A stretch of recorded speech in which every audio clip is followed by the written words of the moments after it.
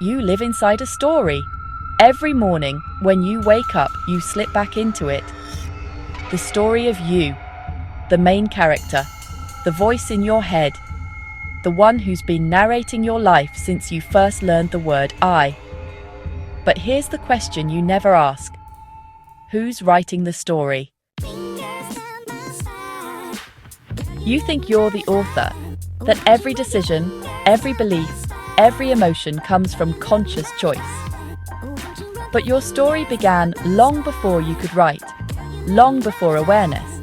It started with the voices around you, parents, teachers, society, each adding a line, a rule, a belief. You're too much, you're not enough, be strong, don't cry. And little by little, you began to edit yourself to fit the narrative. Psychologists call it narrative identity, the internal story your mind tells to make sense of who you are. It's how your brain organizes chaos. It turns memory into meaning, events into explanation, and pain into plot. Because without a story, the mind feels lost, so it writes one. But the thing about stories is, they can be beautiful, or they can be prisons. So every time something happens to you, your brain doesn't actually record the facts. It records feelings instead. It remembers how something felt, and then it builds a meaning around it. When someone left, you didn't just remember the goodbye. You remembered the ache, the emptiness. And your mind, it wrote the line, "I'm not worth staying for." When someone yelled at you, you didn't just hear anger, you felt shame. And your mind wrote, "I'm always the problem."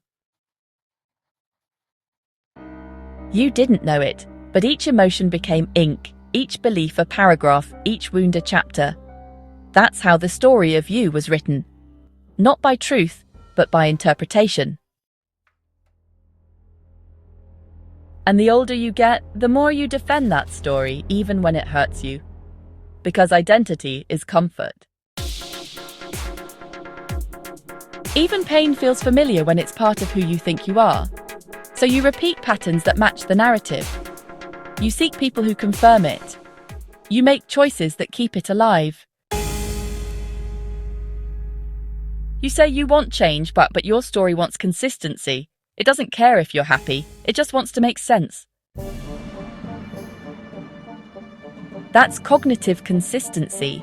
Your brain's need to protect its version of reality. If the story says, "I'm not enough," you'll reject every compliment. If the story says, "People can't be trusted," you'll find proof in every silence. If the story says, "I can't change," you'll sabotage every opportunity to prove it right. Because deep down, you'd rather be right than free. It's safer that way. But here's what no one tells you. Your mind isn't the story, it's the storyteller. And storytellers can rewrite. Every time you become aware of a thought, every time you catch your inner narrator saying, "I always ruin things," and instead ask, "Is that true?" You're editing the script. That's metacognition. It's the moment you step outside the story and realize you're not the words, you're the awareness behind them. That's where change begins. You've been taught that life shapes your mind. But what if your mind shapes your life? What if every thought is a line in the book of reality, and your attention is the pen that writes it? Because what you focus on becomes the theme of your story. You write your life story. Everyone has a story they tell themselves. So what storyline is your mind writing for you? Is it focusing on the joys of golden opportunities or the dread of worthless dirt? Not the one you post on social media or share at family gatherings, but the one running quietly in your head every day.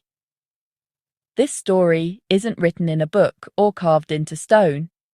It's shaped by the way you think, moment by moment. Your mental narrative is free. You get to write it, edit it, and publish it every day. Stop letting your mind exaggerate, catastrophize, or replay old fears. So, let's have a bit of fun with this and see why we think certain ways, and what we can do to hopefully steer our minds on a positive, constructive, and optimistic path. Focus on what's missing. And well, you'll live in scarcity. Focus on what's possible, and you'll live in expansion. Your mind isn't just describing your world, it's creating it. Every moment, every sentence, every belief. But here's the twist. Most of your story isn't even being written by you. It's being written by your subconscious, the hidden ghostwriter of your life. It uses memories you've forgotten, emotions you've suppressed, patterns you've repeated for years. It fills in the blanks with echoes of your past. That's why you keep ending up in the same situations, different names, same feelings. Until you face what's buried, the story writes itself. You cannot change a story you refuse to read.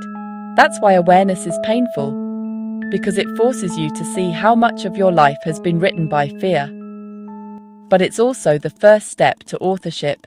A DEFCON level refers to the Defense Readiness Condition system used by the United States military to indicate the level of alertness and readiness for potential military threats. There are 5 DEFCON levels, with 5 being the lowest state of alert and 1 being the highest, meaning imminent or ongoing nuclear war.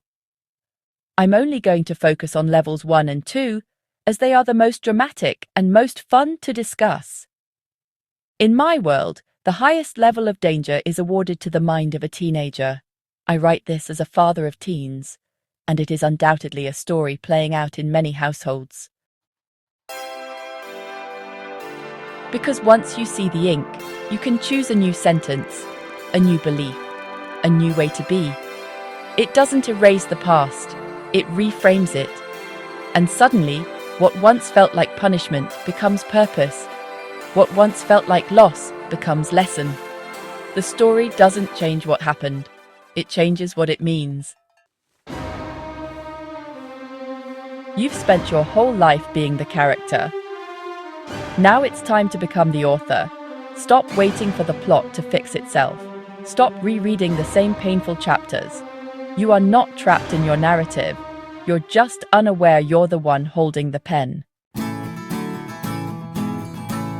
And every moment you choose awareness over autopilot, you rewrite the ending. Because maybe you're not meant to find yourself. Maybe you're meant to create yourself. Your mind is a story, but it's not finished yet. And maybe the most powerful thing you'll ever do is start writing it on purpose. Mind Scripted. You are the author of your own mind.